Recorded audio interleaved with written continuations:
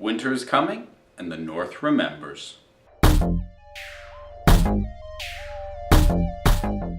Game of Thrones Season 5, Episode 5, Kill the Boy. I apologize for the lateness and the setting of this. I've been traveling on business all week, so it's been a little bit tricky for me to get to see the episode, but I now have, and there's a weird sort of juggling act going on with stuff that I liked and stuff that I didn't. There's quite a bit going on up in the north. Sansa, while I'm still waiting for her to really start doing more stuff, the situation that she's in and what's going on around her, that actually centers rather heavily on her, I'm finding increasingly intriguing, and I'm just hoping that she gains more agency. And she's on the cusp of really finally turning around for me. She doesn't quite yet, but I'm hoping. I'm so hopeful. The Boltons, I'm finding quite interesting. The relationship between Ramsay and Roose is actually kind of intriguing at this point. And some of the insight we get into that, and little reminders of just what Roose is like. But it kind of got overshadowed with just how bad Ramsay is. And we sort of get little reminders of, it kind of is like father, like son, based off what you did to Theon. And speaking of Theon, now called Reek,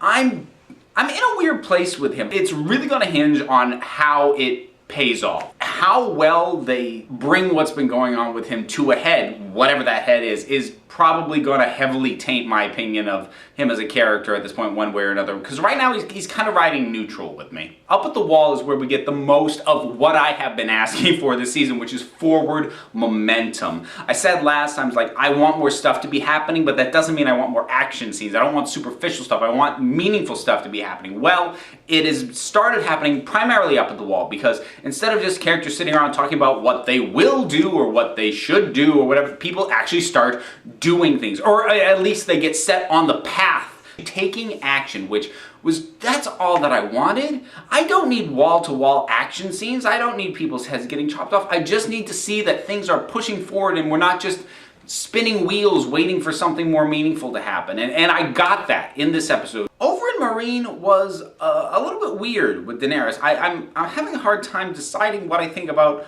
what went on with her this episode, because she's in an odd place and she did things that seemed like rash emotional decisions, but she wasn't making them in a rash emotional fashion. And maybe I can sort of intellectually wrap my head around what they were trying to do with that character and the way that she was doing the things that she did, but in the moment watching it, I was like, why?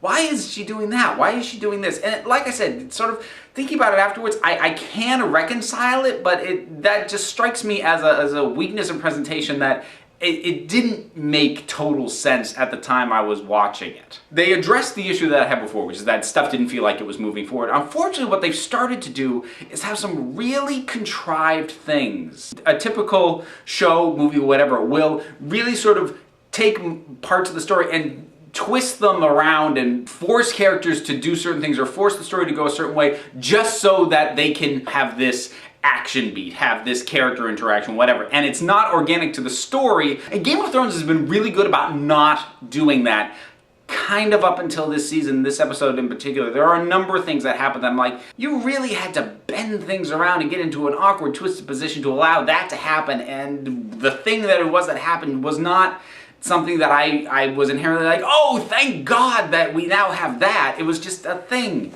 that happened. And regrettably, a lot of this feeling centers around Tyrion, who unfortunately is completely superfluous to the main story right now, but we keep coming back to him. He feels very shoehorned in right now. And again, I'm hoping that, they'll bring it back in and they'll pay him off well, but right now, it kind of feels like, okay, so you saved him at the end of the last season, you didn't kill him for what? I mean, what did we gain? I love the character, I don't want him to die, but I want him to matter. I'm still enjoying it. Do not get me wrong. This show has only ever had one episode that I flat out did not like. That was back in season 3.